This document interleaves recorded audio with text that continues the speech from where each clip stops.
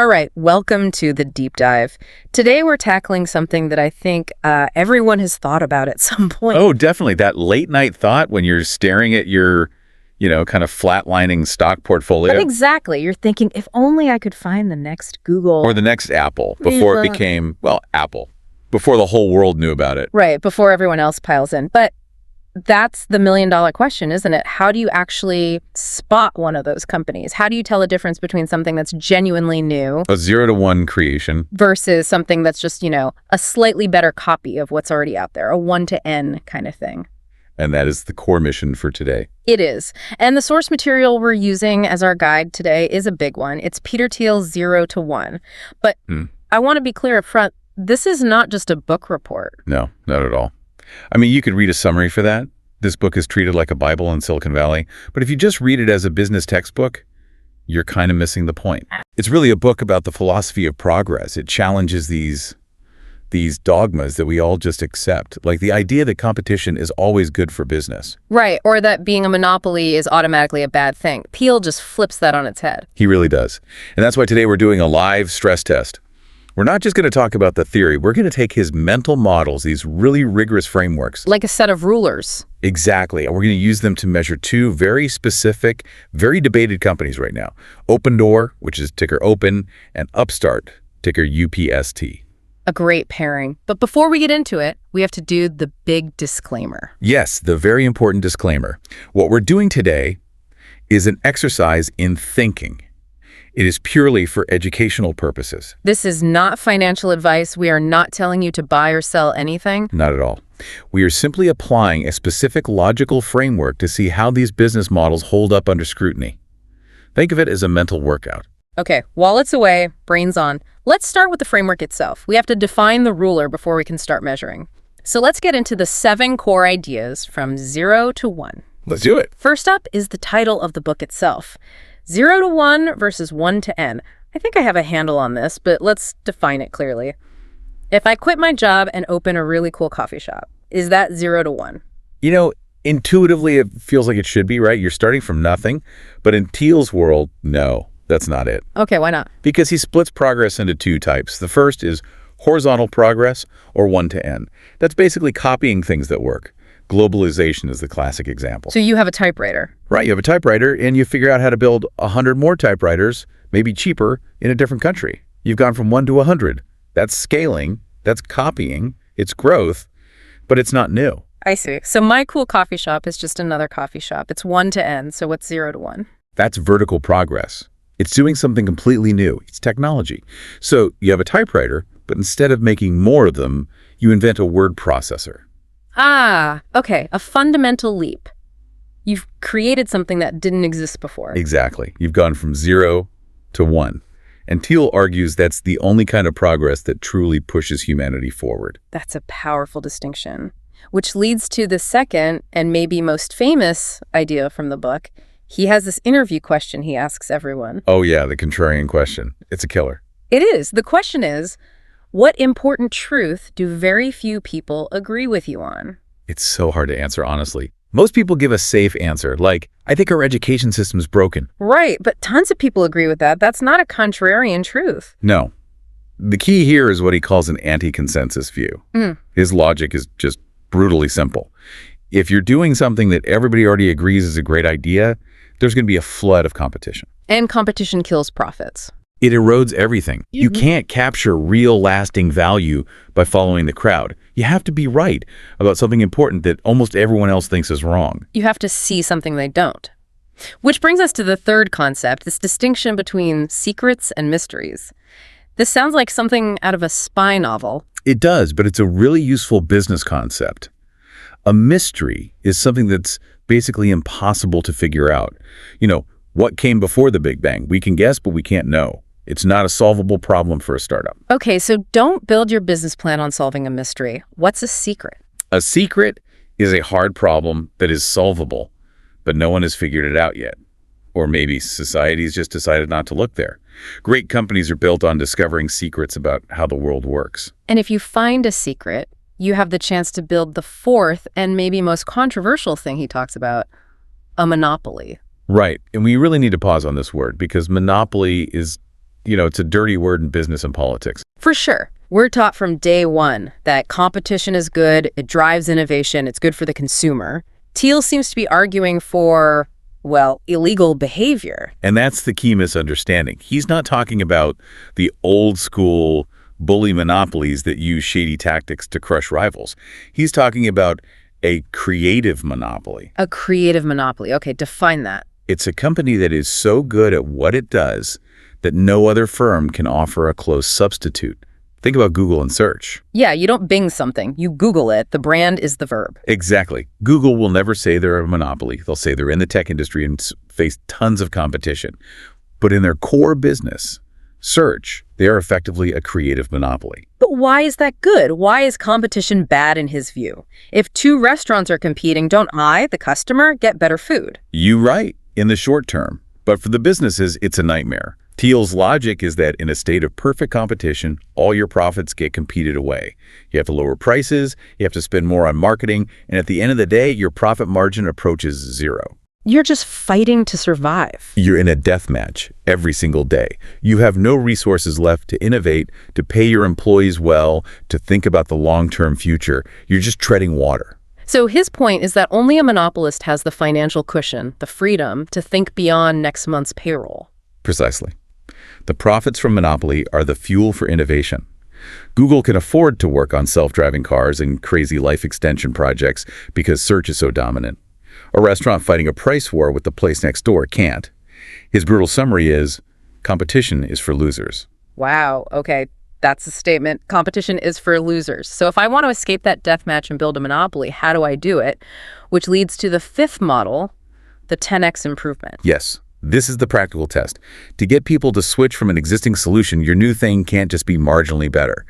A 10 or 20% improvement gets lost in the noise. People are lazy, the switching costs are too high. Exactly. You have to be an order of magnitude better. A 10x improvement in some key dimension: speed, cost, convenience. It has to be so much better that it's an undeniable slam dunk choice for the customer. It has to be a leap, not a step.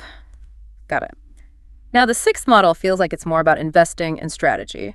The power law. Yeah, the power law is basically the universe's cheat code.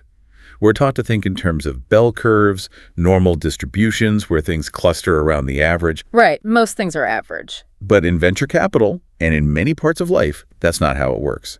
A tiny handful of investments generate almost all the returns.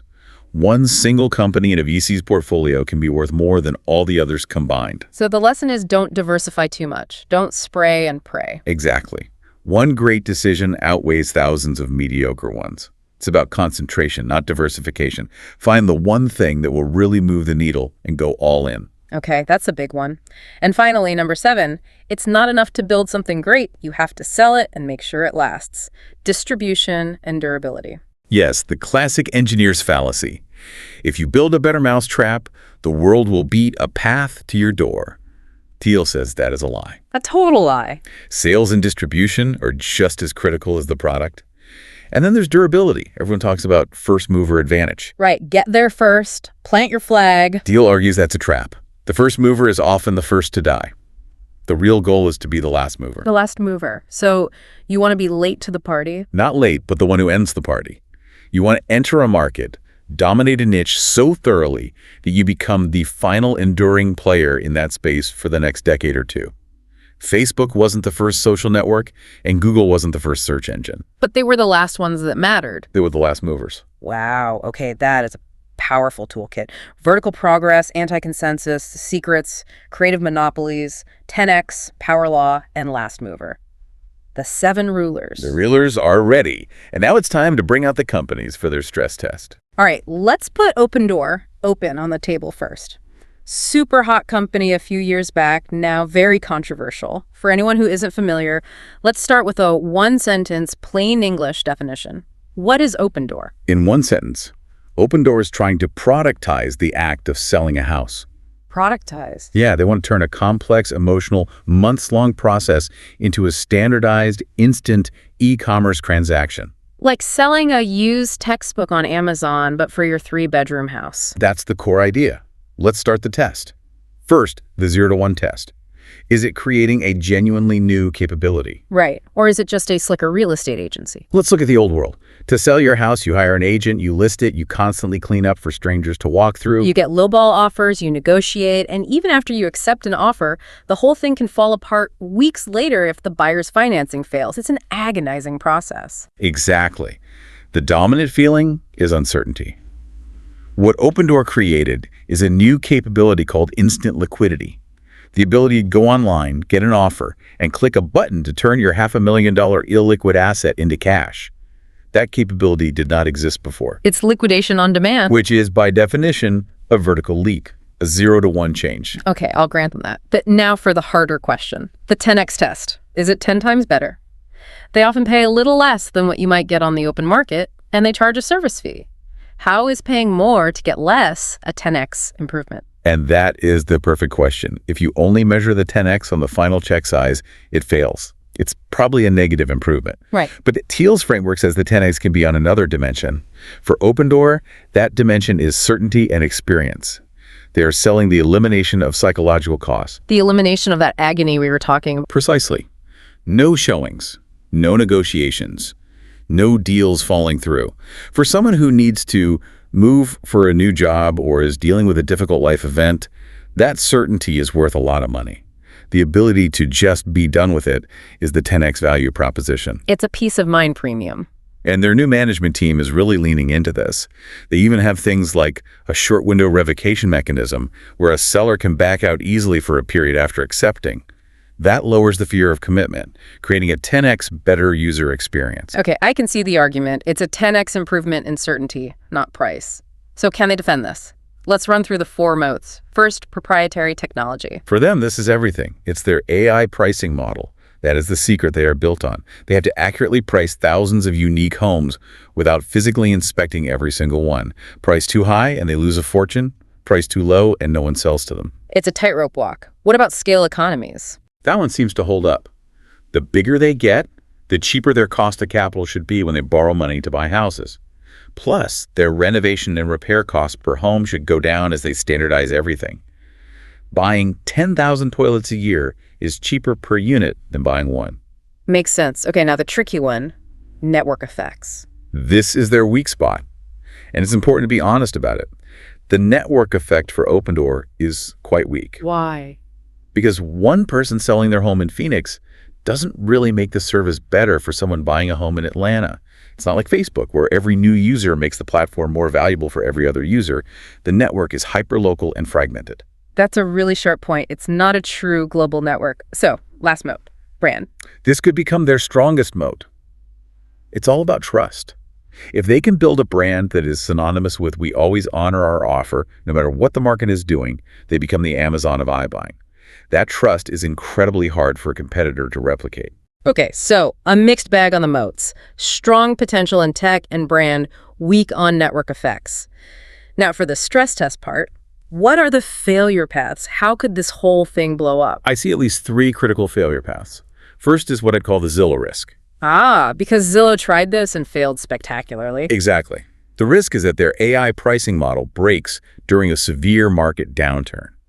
If house prices are falling 5% a month and their model is still pricing based on last month's data, they end up holding a massive portfolio of toxic depreciating assets.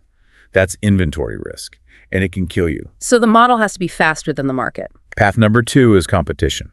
What if traditional real estate agents facing an existential threat just slash their commissions? If they lower their fees enough, Opendoor's value proposition gets seriously diluted. Good point. And the third path? Capital constraint. This is a business that eats cash for breakfast. If interest rates spike and stay high, the cost for Opendoor to hold all those houses on their balance sheet skyrockets. It could destroy their margins and choke off their ability to grow. That's a durability failure. So if we're watching this company, what are the key observation metrics we should track beyond just the stock price? I'd focus on 2 business fundamentals. First, that contribution margin per home. After all the direct costs of buying, holding, fixing, and selling a house, are they actually making or losing money on each unit? That tells you if the core model works. Is the pricing AI actually smart? Exactly. And second, inventory turnover speed. How many days on average does a house sit on their books? The faster they can flip it, the lower their risk. Contribution margin for profitability and turnover for risk. Very clear. Okay, we've stress tested the house. Now let's stress test the loan. Time for our second case study. Upstart. UPST. Okay. One sentence definition. Upstart is an AI lending platform that aims to replace the rigid FICO credit score system with a granular, probabilistic model of a borrower's true risk. Okay, you mentioned FICO. In the U.S., that's pronounced FICO, right? It's the standard credit score system. Correct. FICO, pronounced FICO. It's been the bedrock of American consumer lending for decades. So Upstart's 0 to 1 test. Banks have been lending money for centuries. What new capability is Upstart actually creating? To get this, you have to understand how broken the old system is. FICO was invented in 1989. It's pre-internet technology. Wow. And its biggest flaw is that it makes binary cutoff decisions. If the bank's rule is a 680 FICO score and you have a 680, you get the loan. If you have a 679, You're out. Sorry. you're out. Even if that 1-point difference is meaningless, the system sees you as high risk. But maybe you're a recent Stanford PhD who just doesn't have a long credit history. FICO sees you as a risk. Upstart's new capability is identifying these invisible primes. Invisible primes. I like that. So people who look risky to the old system but are actually very creditworthy. Exactly. They're finding a whole new market of good borrowers that traditional banks were blind to.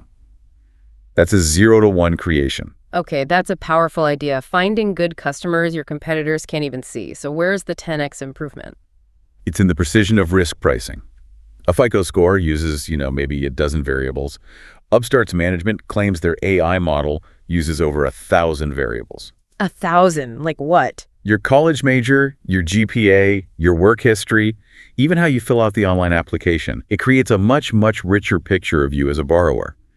The result is a potential 10x improvement in separating good risks from bad risks. It's like going from a blurry black and white photo to a 4K color video. Perfect analogy. Yeah. And for their bank partners, this means they can approve way more loans while keeping their default rates the same, or keep their approval rates the same and see defaults plummet. It's a massive potential advantage. That does sound like a 10x improvement for a bank. So is it defensible? What do the 4 moats look like? Upstart's moats are interesting. The most powerful one is a data network effect, and it's much stronger than Opendoor's.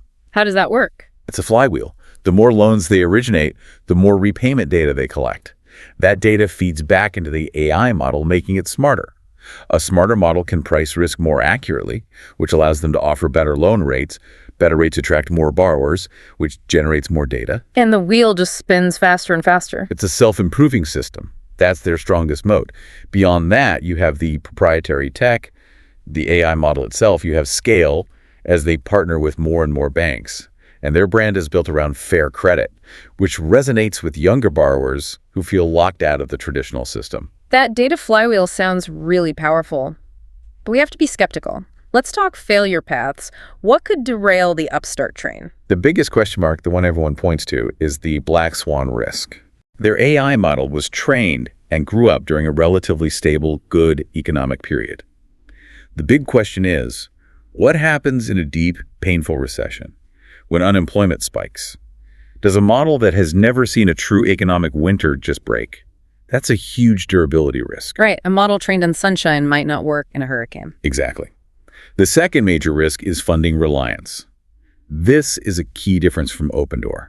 Upstart doesn't hold the loans on its own balance sheet. It's a platform that connects borrowers to banks who provide the capital. So they're a middleman.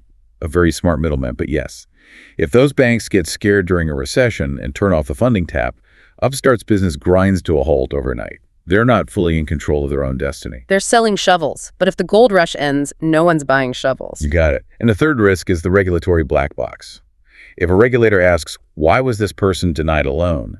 And Upstart's answer is, well, our 1,600 variable AI model determined they were a high risk, but we can't tell you exactly which variable did it. That's a huge problem. Explainability is critical in finance. Yeah, the computer said no is not a good enough answer for a regulator.